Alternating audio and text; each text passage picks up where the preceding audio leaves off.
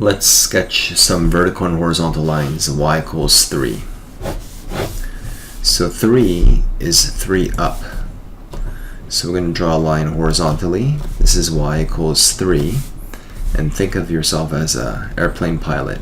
We're cruising at an altitude of y equals 3. Y equals negative 2. This is the center. This is 0, 0 over here. Negative means you're going down. Down 2.